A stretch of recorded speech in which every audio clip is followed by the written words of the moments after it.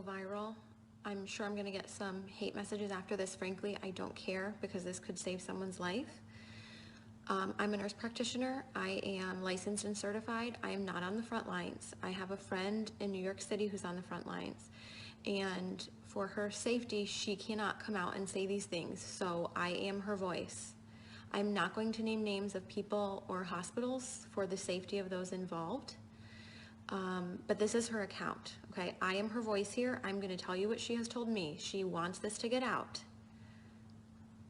Now, I'm sure this is not the case everywhere. I'm confident. I have friends that are in other places. They're on the front lines, they're in ICU, and it's not like this everywhere. But in New York City right now, in some of the hospitals, this is what is going on. People are sick, but they don't have to stay sick. They are killing them. They are not helping them. She used the word murder, coming from a nurse who went to New York City expecting to help. Patients are left to rot and die. Her words. She has never seen so much neglect. No one cares. They are cold and they don't care anymore. It's the blind leading the blind. Now, a couple of weeks ago, I was on with some nurse friends of mine and we were discussing different medications that could be used to potentially help people. Doctors who were reporting around the country that they were using a combination of medications that were helping people. People were not dying when they were on these medications. They were getting better. Those medications are not being used in hospitals in New York City. What is happening is that they're putting people on nasal cannula. If they require more than 6 liters of nasal cannula, they get intubated, they go on the vent, or they get trached if there's not enough vents. They don't get high flow, no non-rebreather, no non-invasive ventilation, no CPAP, no BiPAP. They're on a closed system, the ventilator, versus a CPAP or a BiPAP for fear that it will spread the virus.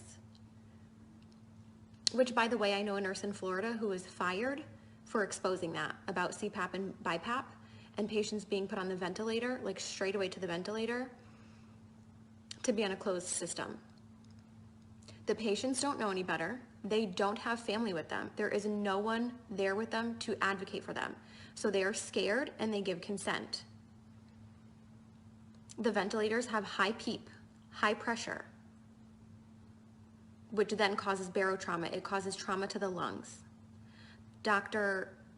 Siddell, Cameron Kyle Siddell, a few weeks ago, put out a video. He's in New York City, and he put out a video saying something is not right, like we're not treating this correctly. We're doing something wrong. This doesn't make sense. They pulled his video from YouTube and they took him out of ICU because they couldn't have one doctor going against the grain, going against their protocol. The protocol is propofol or some kind of sedation because they're on the ventilator, and IV antibiotics.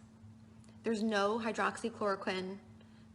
They're not using that combination with Zithromax. They're not using zinc, vitamin C, high doses of vitamins A and D. They laugh. This is what she's told me. They laugh at that. She says this is a nightmare. It's out of a horror movie, and I don't want to be a part of this. There are people who are a full code, and yet if they crash, they're not doing compressions because it will spread the virus. Full code, not doing compressions. Family is not there. They have no one to answer to. No one is being held accountable. A code was called and no one came. So sometimes they're not even resuscitating people. Again, left to rot and die.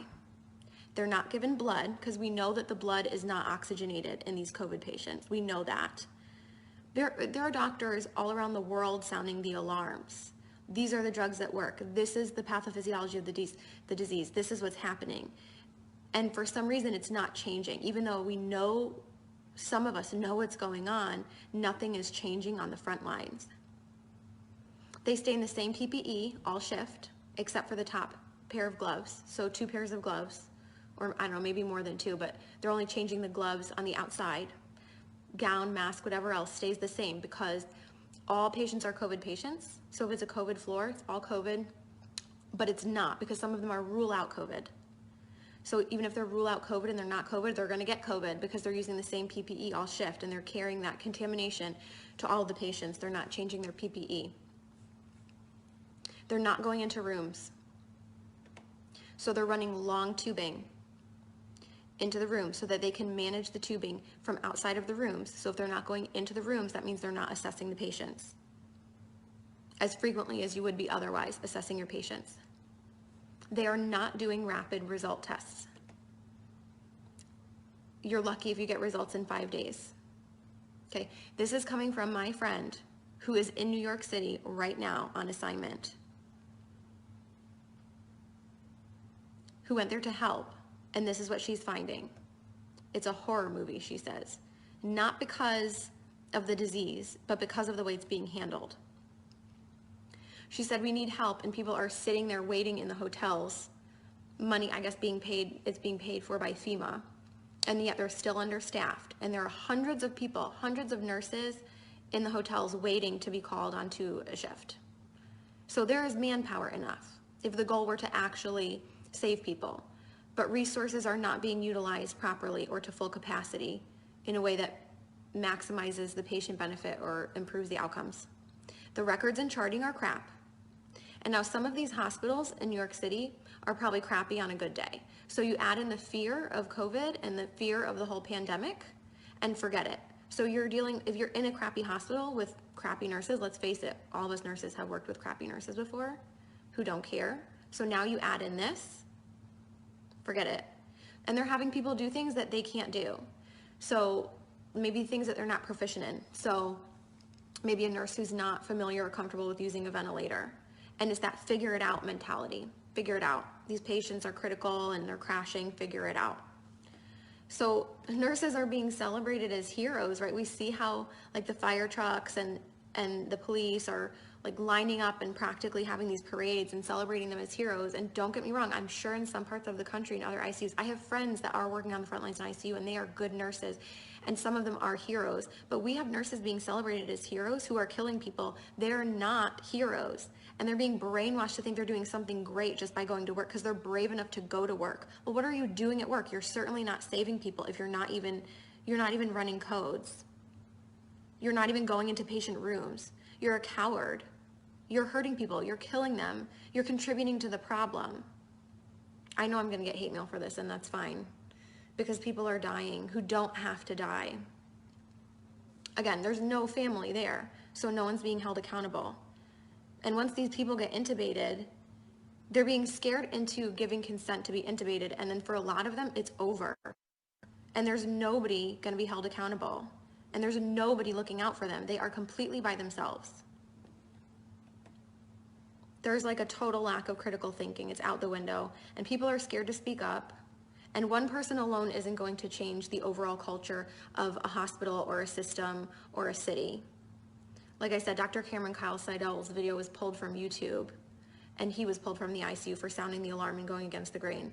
So people are sounding the alarm. It's just not changing anything, apparently. So what can you do? Buck the system. I'm really fortunate I don't have any family in New York City that I personally have to worry about. If there are people that you are worried about, or maybe it's not even New York City, maybe you're in another city that's being really hard hit and you're just hearing really bad things coming out of that city, buck the system. Something is wrong in the system. So go against the grain. Request records immediately. Records, transcripts, immediately. If there's a medication that you want your loved one to be given, report it as an at-home medication and demand that it be continued. That's just a tip from inside the system. If you want a medication to be given, you've got to report that it's an at-home medication and that you demand that it be continued. Your loved one is not going to have you in there advocating for them once they go in. You're not allowed in.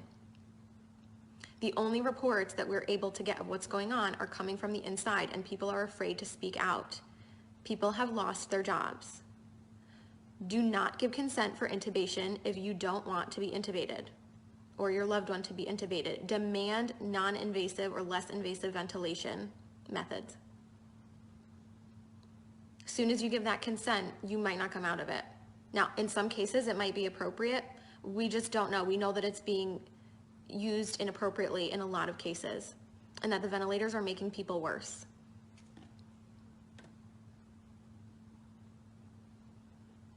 Please share this video, make it go viral. People need to know this. This is the truth of what's going on from my nurse friend who's in New York City right now on assignment.